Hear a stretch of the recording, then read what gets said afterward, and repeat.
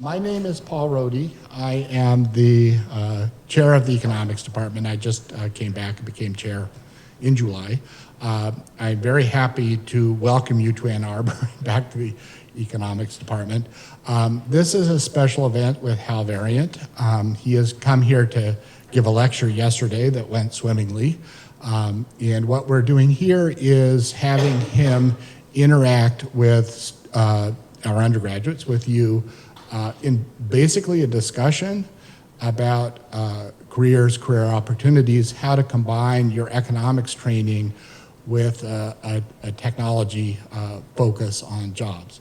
And so he's been very generous with his time, and we hope that you come up with questions to ask him to take advantage of his insights.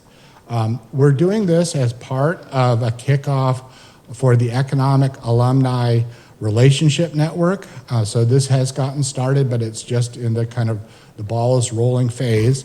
And so we're encouraging you to enroll in this network, and then that will help give opportunities, be part of the university's Opportunity Hub or the LSA's Opportunity Hub. Lisa is the contact person, so back there for the Economic Alumni Relations Network. And we'll have other events later in the term. So we'll have our Economics Leadership Council come and have some event involving an interaction of students with people on the Leadership Council. These are alumni to essentially build up our career networks and so on. They had a good event last year, and we're hoping to build on it. Our Leadership Council, it's one of their favorite things to do. You know, they could hear us in the classroom drone on about what we're up to, but they were you in the past, and they want to help you out now. Okay, so our speaker today is Hal Varian. He had been a professor here for 20 years before moving to Berkeley and becoming dean of the information school, and then moving to Google. So he's the chief economist at Google. And if you follow the New York Times, you will see this article last week about people who left academia, left the ivory tower, and moved to Silicon Valley to take their economic skills there. Hal is as it says there, the godfather of the in-house economists in Silicon Valley. So he was in at the ground floor, and he has helped a huge number of people, essentially as a role model and as a contact, join that community. So we're very pleased to have Hal Varian come and speak to us. So thank you. Grazie, signore.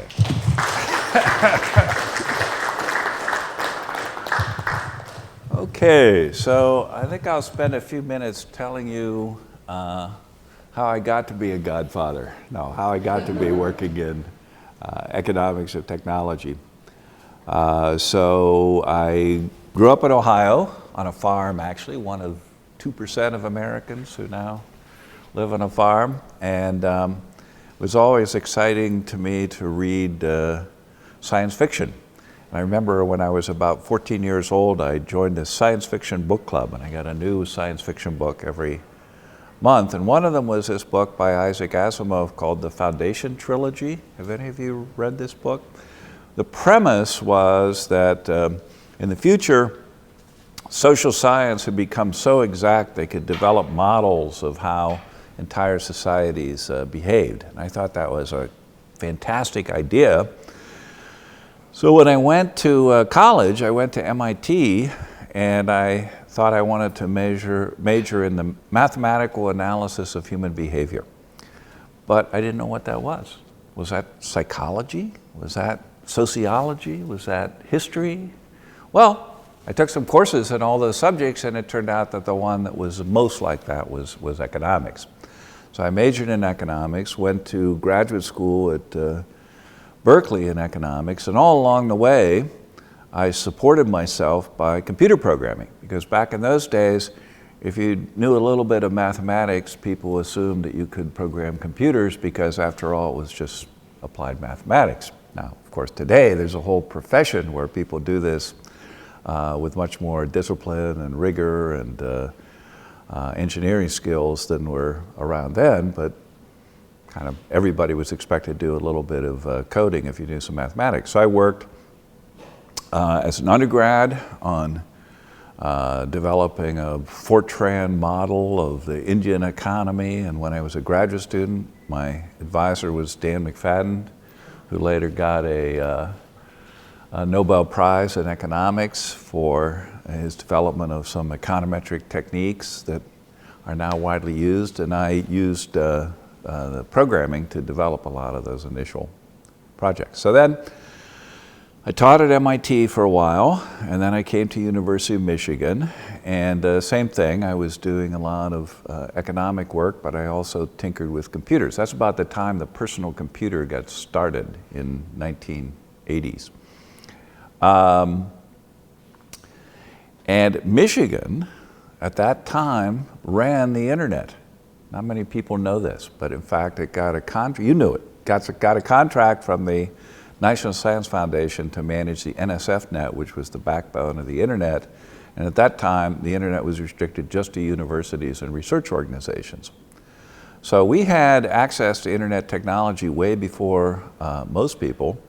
And one day, one of the other faculty members, Frank Stafford, came by and said, "Hal, you know about computers and you know about economics, so can you tell me who pays for my email?" And I said, "Gosh, good question, I don't know." So I went and found out that the internet was run out of the University of Michigan and talked to them about how it was funded and how much it cost and where the technology was going. And at that time, the hot topic was what they called privatization, because the internet was so successful as a scientific experiment that connected together just the universities and research organizations.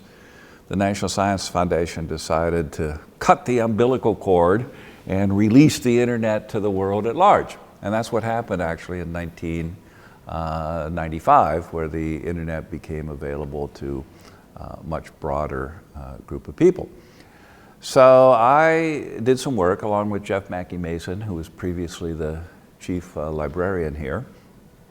He and I did some work on the economics of the internet in those very early days. So time went on, and I was asked to be on a committee here at Michigan to figure out how to reform or restructure the library school. And we met a few times, and it seemed like an interesting issue because the NSF had moved on to fund what's called the Digital Library Program, where they looked about how do you make content available on the internet to broaden people's access to, in that particular case, research and academic work. Because I think even in those early days, people thought the internet was a fantastic thing for universities and for scholars and for research, but they didn't really appreciate the fact that it would eventually become a mass medium available to everybody. So one day I got a letter from Berkeley saying that we're redirecting our library school to become a new school of information, and your name has been suggested as dean. So I threw the letter away, and then I said, well, wait a minute, I'm on this committee, I better look and see what they're doing. So I pulled it out of the trash and looked at it and went to the site for this committee. Wasn't a website. This was before the web. This was a Gopher site. So I went to this Gopher site and read the documents that they had prepared, and I thought, gee, this is really great idea. They've really had a lot of insight into how things were moving and where information technology would go. So I went ahead and applied for the job, and the next thing I knew, I was dean at Berkeley. And I remember going to my first meeting of deans, and I said, I'm the newest dean at Berkeley, but I have no faculty and no students. And one of them said, well, why ruin a good thing? I remember that several times subsequently in my career. But in any event, I became dean, hired some people. First person was a legal scholar who worked on copyright and cyber law. And then I hired a human-computer interface specialist, and I hired a person who did security, and so on and so on and so on, built up this group of people. So I did that for 7 years and got time off for good behavior. So when you step down as being dean, they'll often give you a year when you can decompress. So at that time, I bumped into Eric Schmidt, who I'd known because he was also a Berkeley alum in computer science. Now, one thing I forgot to mention, around 1998 or 1999, a colleague of mine, Carl Shapiro, and I wrote a book called Information Rules, which was about the economics of technology industries. And it was, I would say, quite ahead of its time, because we laid out a lot of these economic forces like network effects and returns to scale and switching costs and lock-in and things of that sort that eventually became part of the common vocabulary for people who were studying internet policy. So Eric Schmidt had read this book and was very enthused about it, so he said, why don't you come down to this little startup that I've joined called Google. And I knew about Google because Google was part of this digital library project. In fact, 3 search engines came out of that project. There was Ink2Me, which was at Berkeley, Lycos at Carnegie Mellon, and Google, which came out of Stanford. So I went down in May of 2002, met everybody. There were about 300 people there then, and I had a fantastic time, really enjoyed the excitement of a startup, and spent a year there working on various projects. So the first project I worked on, I asked Eric, what do you want me to look at? And he says, why don't you take a look at this ad auction, because they developed a system for auctioning off ad space. Said, why don't you take a look at this ad auction? I think it might make us a little money. And he turned out to be right. So it did make us a little money. So after that year was up, I went back to Berkeley and teaching, but I continued to consult for a day a week at Google. And then we developed the AdSense for content auction, and our IPO was an auction. We had patent auctions, we had wireless auctions, we had all sorts of different market design work going on. And finally in 2010, I just decided I was having so much fun at Google. Sorry, 2007, I decided I had so much fun at Google that I would switch over full time. So I've been at Google for 14 years, from 2002, and then chief economist since basically 2007. So I'll bet you some of you have used my textbook, and if you go look in that textbook, it's unusual among economic textbooks. It has a whole chapter on information technology where I talk about the network effects and switching costs and lock-in and returns to scale and software economics and that sort of stuff. That's the kind of thing that we are dealing with now. In the last few years, I've spent a lot of my time working on economic policy related to technology. So this would be things like security, things like privacy, antitrust, taxation, copyright, patents, on and on and on. So there's lots of different areas where technology is impacting these policy questions in a way that really benefits a lot, I think, from economic analysis.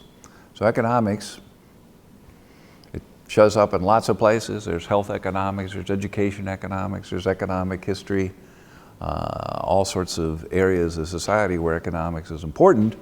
And nowadays, I would say after this 20 years or so of work, that really information economics has become a critical area as well. So lots of interesting things going on in that area.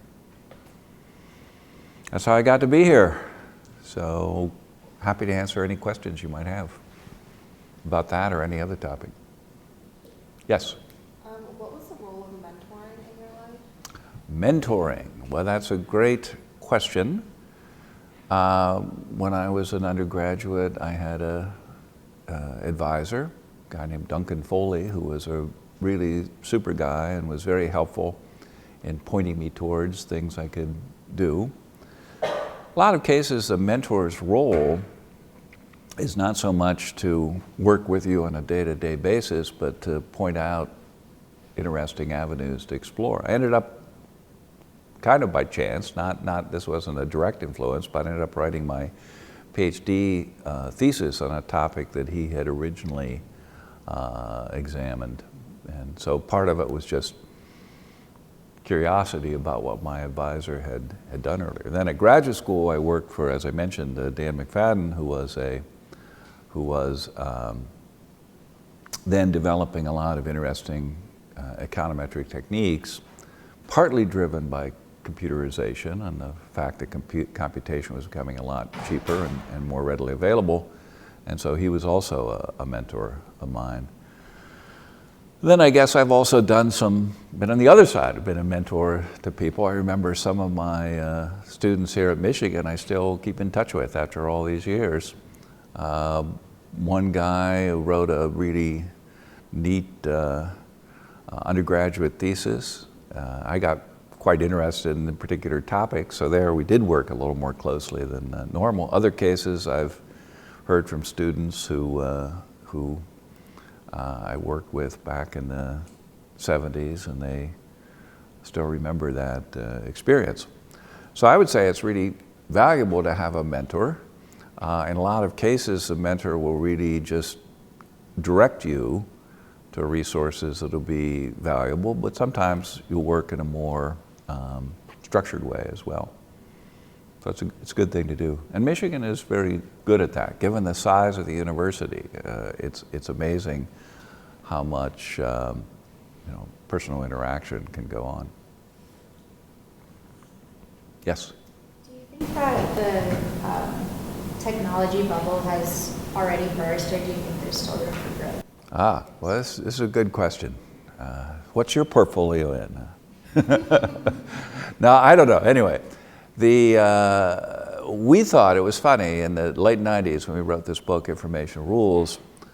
We thought that the bubble had kind of burst back then, but it turns out we just kind of caught the wave, and it was published just the right time, was very widely read, was on the cover of Business Week and the New York Times and the Wall Street Journal and all these places, because it was the only book of its kind that really went into economics of information technology in a deep way. Now what happened then is we saw that bust in 2000. Interestingly enough, that .com bust turned out to be fantastic for Google, because a lot of people who were smart, experienced people about running big websites became available and were willing to work for options. So that was extremely helpful from the viewpoint of just catching Google at the right point too. When it was taking off, we were able to hire talented people to work in that area.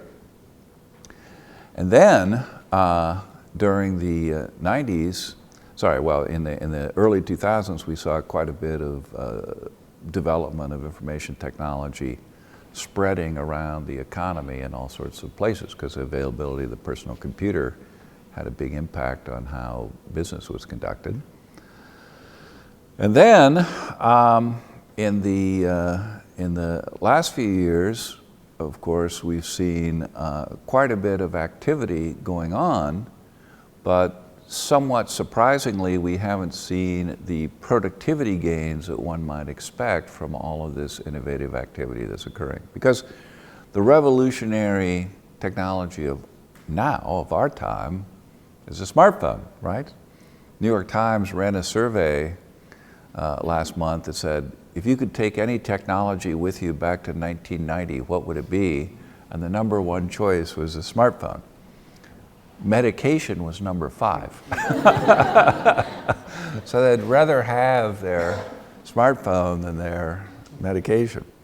Anyway, so you think when you look at how people are using the phones, they really are using them to coordinate activity. Maybe it's just getting together with friends after class, or maybe it's getting together to do some work, or maybe it's getting together to plan a meeting. But we've just become a much more connected and much more communicating society in social work activities and in business activities as well. So it's a little surprising that we haven't seen the kind of productivity boost that you might expect. I was in Washington last week at the Brookings Institute on a meeting that was looking at precisely this question. My own personal view is I think we're understating the productivity increases in the last several years, but time will tell.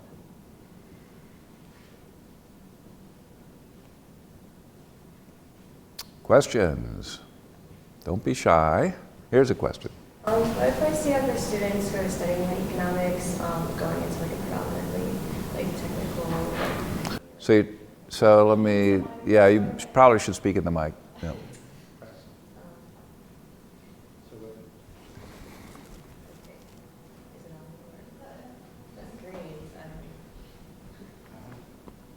Well, you reminded me to turn on my mic, so I just turned it on. All right, well, I'll repeat your question. Okay.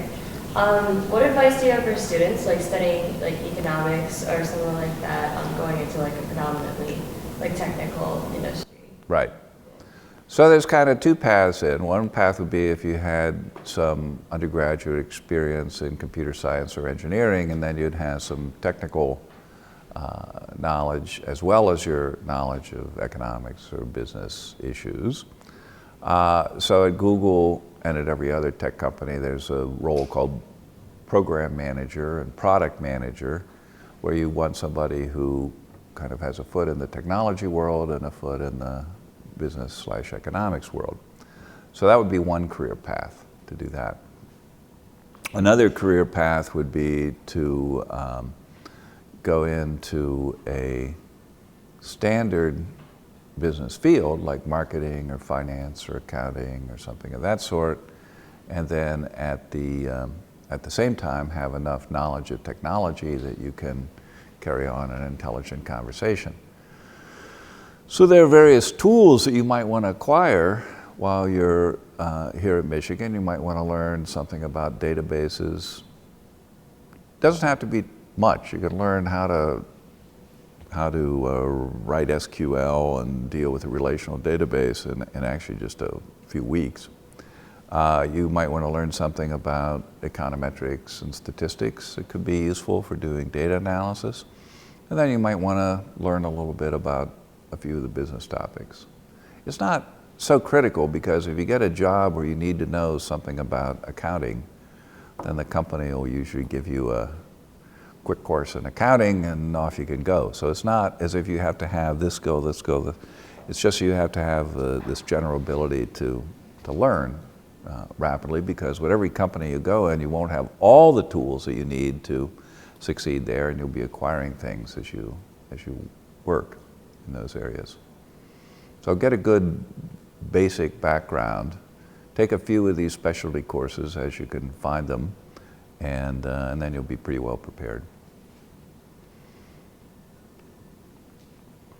And now I should say, in one sense, every company is a technology company, because they're all utilizing technology in lots of interesting ways. Yes?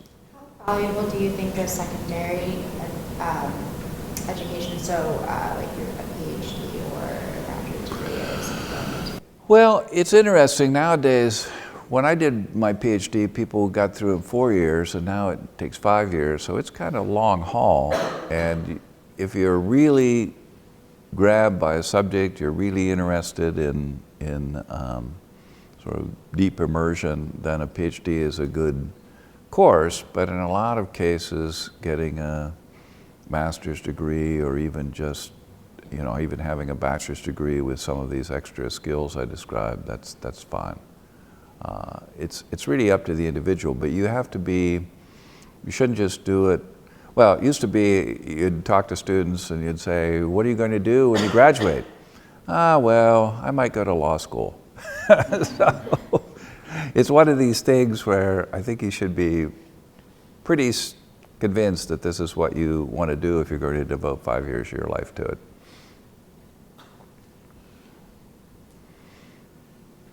Yes? Would you say that there are as many roles in like big tech giants for people with economics degrees as there are in like small tech startups? Are there opportunities in smaller companies in this Well, yeah, I mean, it's one of these things where being in a startup is great fun. You learn a lot. You'll be the jack of all trades, so you'll have a much broader learning in a startup than in an established company. But you have to keep in mind that 9 out of 10 startups do not succeed, and only a tiny number succeed in a huge, dramatic way.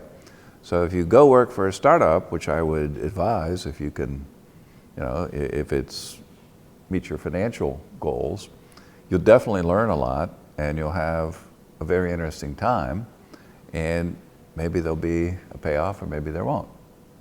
That's the nature of the venture capital. They're looking for the 1 out of 10 huge success stories. And if that's an environment that looks attractive to you, then by all means do it. And they're always looking for people. One of the hardest things now is because the technology sector is so active that being able to get the talent is hard. They're looking for people to work in these areas. And I know there's a startup scene here in Ann Arbor, so that's certainly a possibility. In fact, I will tell you one of the things, it's interesting in our own recruiting, it's getting to be harder and harder to get people to come to the Bay Area or to New York, where our 2 biggest facilities are, just because they're so expensive. And so now people want to go to Austin or Provo or Portland or Ann Arbor or Pittsburgh because they're nice places to live and they're more affordable than let's say the Bay Area. Yes? Do you find yourself using more micro or macro-based skills? Well, I'm a microeconomist. Most of my work was in that area, so I naturally gravitate to that. But in my role as chief economist, I have to stay up to date on what's going on in the macroeconomy, both in the U.S. and in the rest of the world. So I do that just by following, I read the Wall Street Journal, the New York Times, Business Week, the Economist every week to be alert about what's happening. And then there are a number of economics blogs and newsletters that I follow as well. So I'm not doing anything that I would say is original work in that area, but just trying to be aware of how the various world economies are behaving.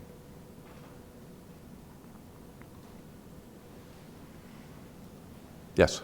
Was being a professor your first job out of university? Yes.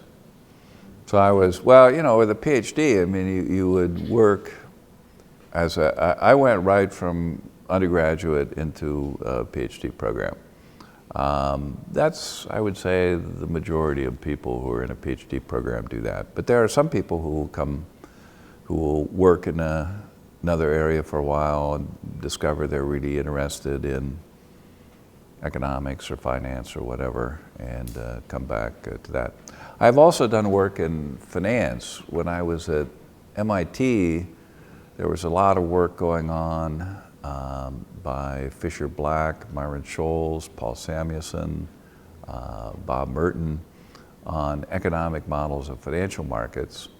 So that was a long-standing interest of mine, and I actually had a joint appointment in the business school as well, working in that area. Yes? What's your favorite part of working? Well, I'll answer a slightly different question and then segue into your question. People always ask me to compare the business world and academia. And the difference is there's a different time scale, because in academia you might work in a project and it would take you months or years to complete. Whereas in business, you're lucky if you have 2 weeks. Some are longer term projects, but in a lot of cases there's a tight deadline or timeline associated with the work. So that has its pluses and minuses. You'll come across some very interesting question that really deserves a deeper dive, but you don't have time to do it. You have time to come up with an answer, and then you move on to the next question. Whereas in academia, lots of times you can work on a project for an extended period of time, and sometimes you work on it so long you get kind of bored with it. So you've got, on the one hand, with business, there's a new problem coming up every week, and in academia, you work on things for a long time. At this stage of my life, and given the kind of knowledge I have, I kind of like being in that environment where there's a new question popping up every week. People ask me, what do I do at Google? And sometimes I tell them, well, I answer email for Google. Because a lot of these questions are come in on the email, and you're expected to come up with an answer in the next minute or the next few days at a minimum. So it's just a higher frequency, higher activity job. Yes? I know Google sometimes describes employees as smart creatives. Is this a term you think describes yourself, and how has it impacted your role in? Well, Google employees are known. They're creative, yeah, absolutely. I mean, that's what we're looking for a lot, is creativity. So lots of times in the job interview, you'll pose a question, a problem. Not a math problem, but a problem of how would you approach this, or how would you go about answering this question or that question?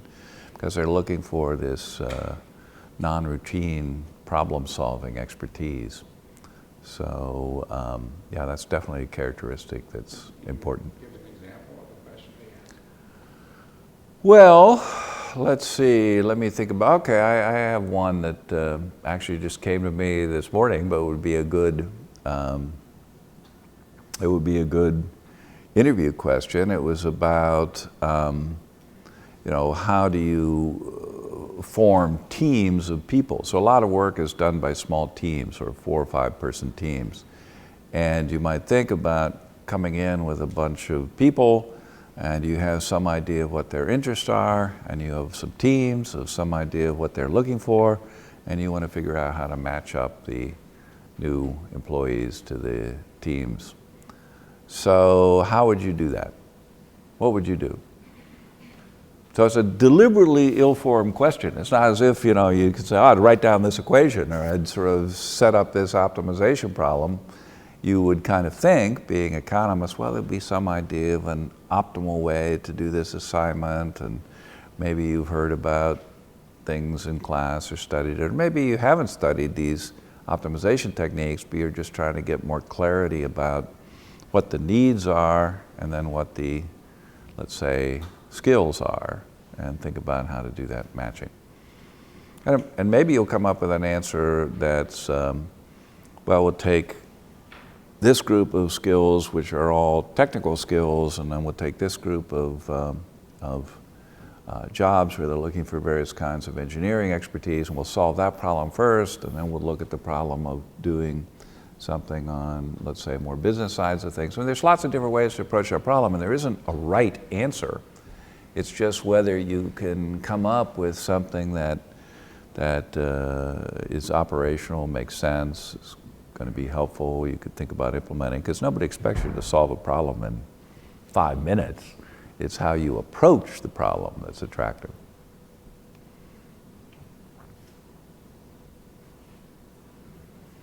Yes? With the development, or with the creation of Alphabet as the parent company at Google, how has that kind of changed your role as chief economist? Hardly at all. So what happened is Alphabet was constructed as a holding company to try to deal with ways to handle the core business, which is still Google, the search engine. But then we've got these other businesses like Nest that makes Internet of Things devices, like Google X that does research and new products, like Google Access that's providing Google Fiber and wireless services and so on. And so all those different companies which had different missions were sometimes drawing on existing resources like human resources or real estate or computing resources and so on. We had to work out a way to manage resource allocation across those disparate groups. So they set it up as a holding company. Each of the individual companies has their own CEO, their own capital budgeting, their own expectations about how much they'll spend and how much they'll earn. And then it kind of makes it a more flexible business arrangement. But it's almost all behind the scenes in terms of financial cost management, revenue reporting, and so on. So I still work. I mean, if the people at Nest, for example, had a question or an issue involving how to measure their marketing success, their marketing performance, then they might come to my group and ask for some help in that statistical problem, and would point them in the right direction, just like being a mentor. You'd sort of mentor those people as well. But in a lot of cases, it's getting them started down the right path on a problem that they may not be familiar with, but somebody else at Google could be familiar with it. So it's kind of getting the information flowing within the company in a productive way. Yes? If you were writing your undergraduate thesis now, what field do you think you would look into? My undergraduate textbook now? Thesis. Thesis, oh yeah. Well, I'll tell you, here's what I think here's what I think an economic undergraduate thesis should be, is I think you should look at kind of a small, local, well-defined problem rather than trying to look at some big worldwide economy problem, because a lot of the really interesting things might be going on in your own backyard. So I mentioned to you I had a student who wrote a really neat undergraduate thesis on how barbers were compensated. And it was interesting because some cases the barbers work for a wage, so they're paid a certain amount of money per hour. Other cases they work on a sharecropping basis. Well, part of the money will go to them and part of the money will go to the owner of the shop. And in other cases they'll work on a rental basis where they rent a chair for a flat fee, and then they keep all the income from that work that they do that given day. And it struck me as kind of funny that you would see three different compensation mechanisms all working at the same time. Wouldn't one of them be better than the others, and you'd kind of converge to that. So he studied it and came up with a really, really nice thesis on it. In some other cases, people wrote theses, well, they're always writing theses about the Michigan ticket sales on the steps of the student union. That's been done 50 times. So I wouldn't do that one, but I would look at other cases. I had one student, I think, wrote an interesting thesis on liquor licenses in Michigan, which are kind of arcane. Another student did one on the local taxi industry.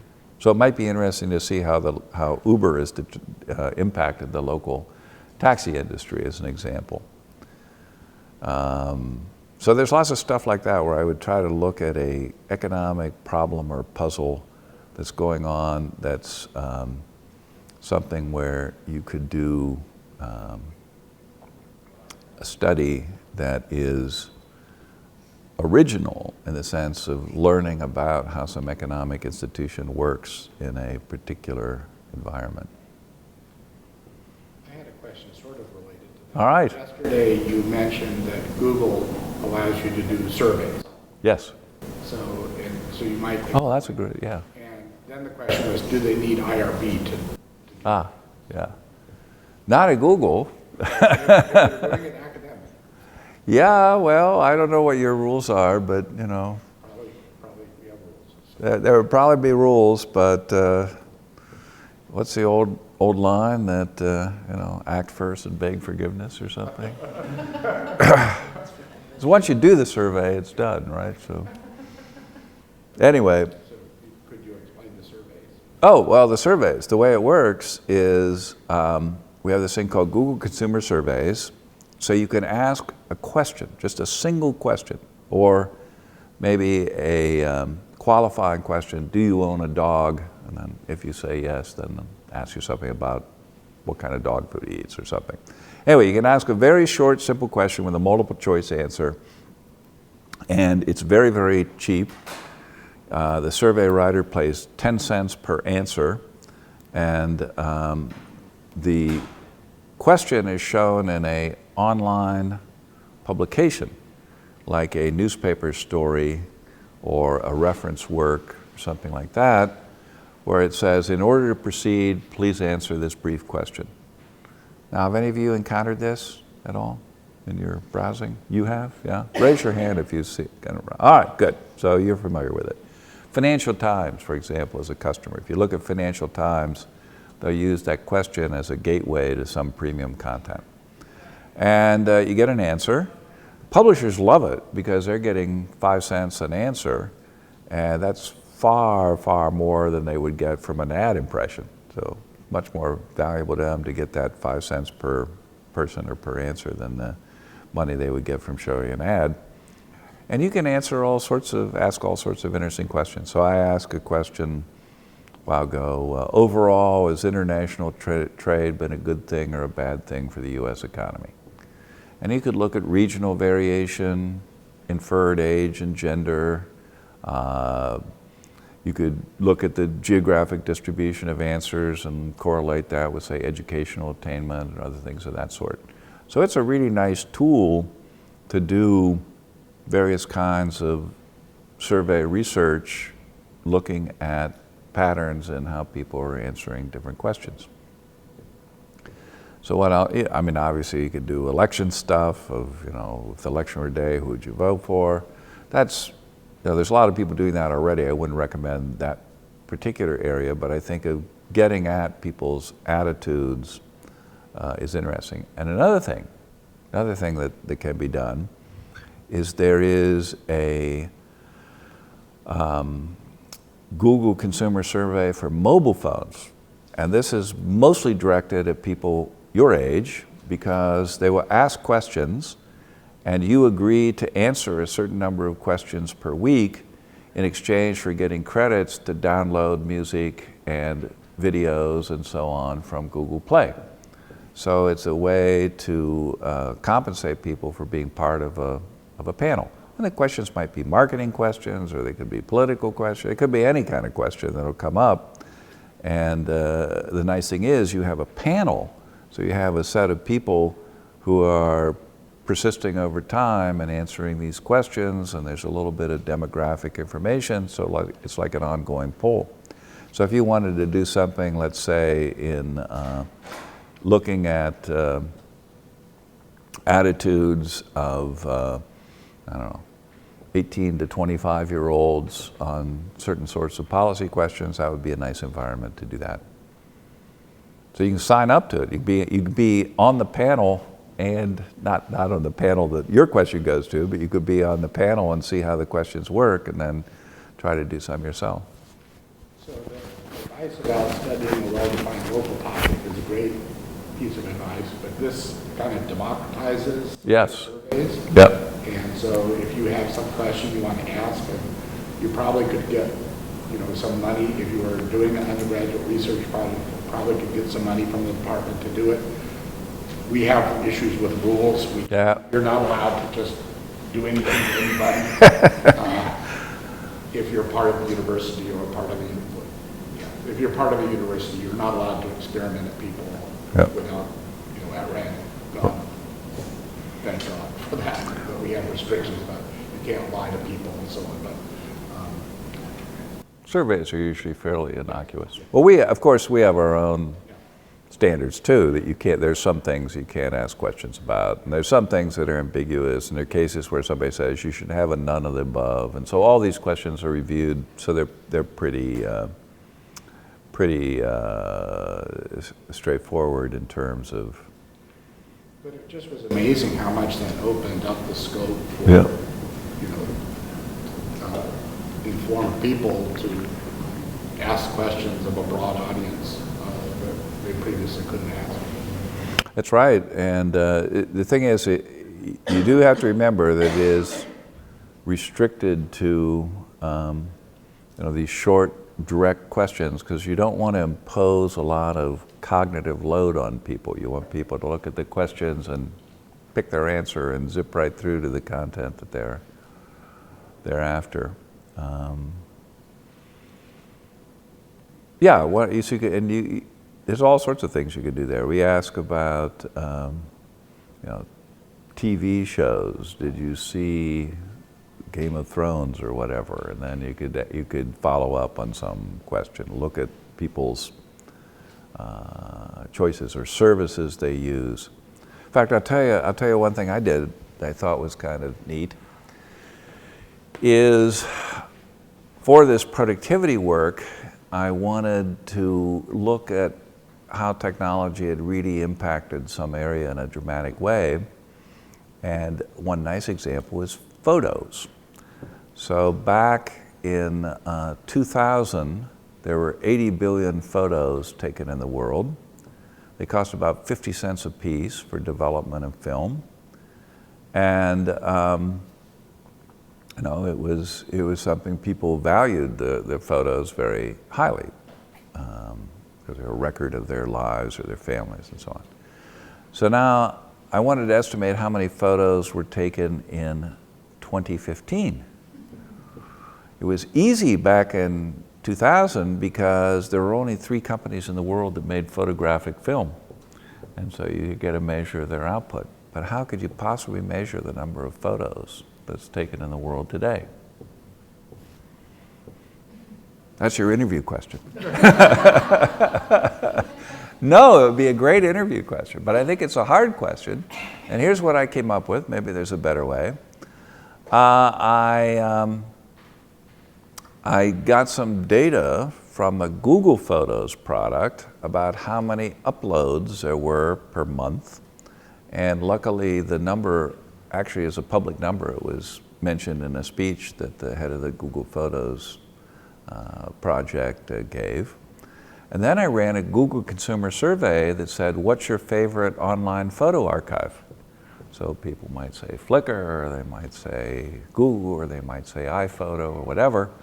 And I could look at the share of the responses. How many of them went to this favorite and how many went to that favorite? Well, I knew the absolute number for Google, and I knew their share out of the total from the survey, so I could extrapolate to the size of the total market. And it turned out to be 1.6 billion photos, 20 times as much as in 1980. And the price has fallen to 0.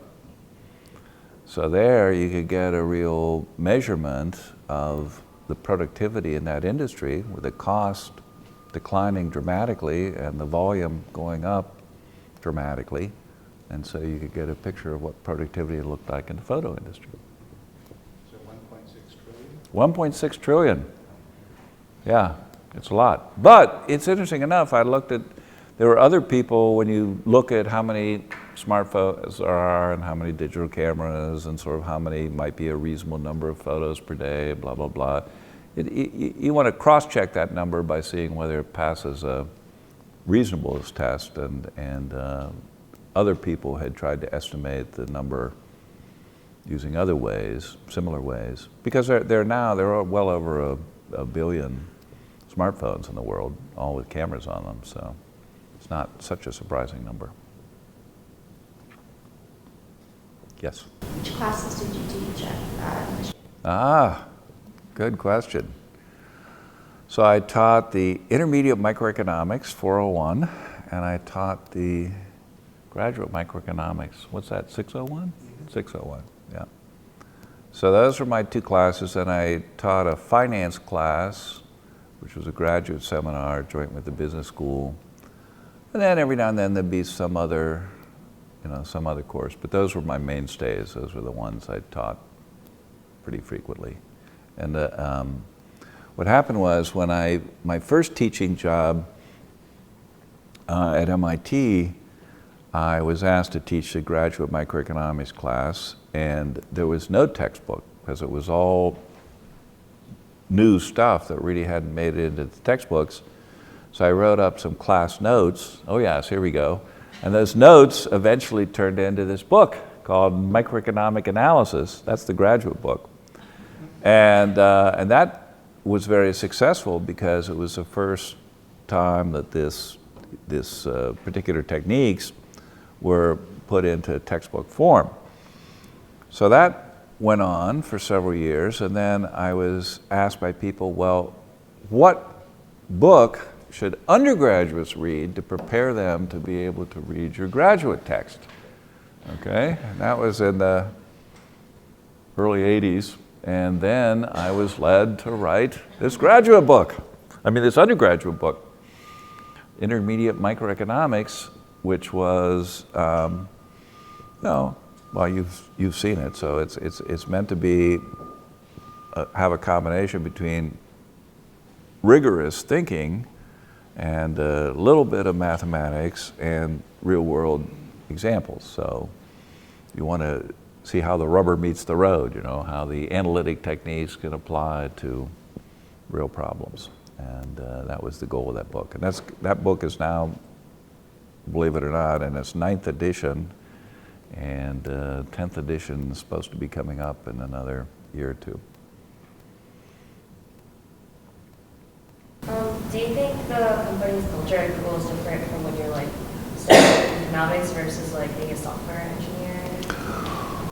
Well, remember, in my particular case, I was an undergraduate at MIT and I worked as a computer programmer, and so I have kind of a foot in both worlds. And I would say there's some cultural difference, but for me, it's really a nice alignment, fit with my own interests.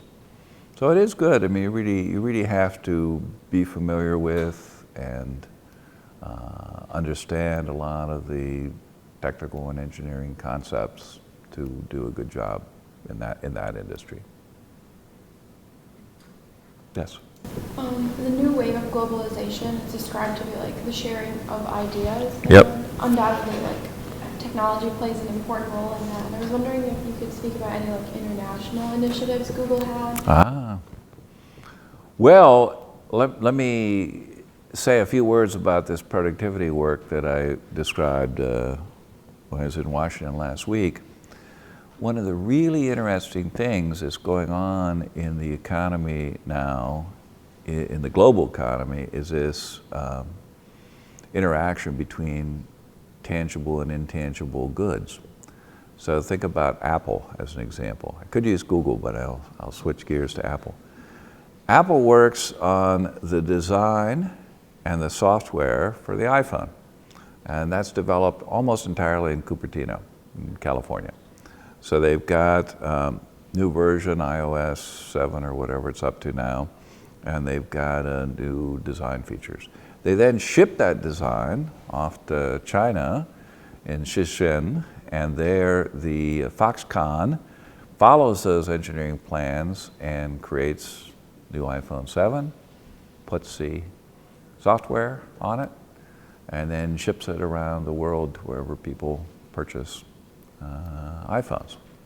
And Google and every other company follows the same model.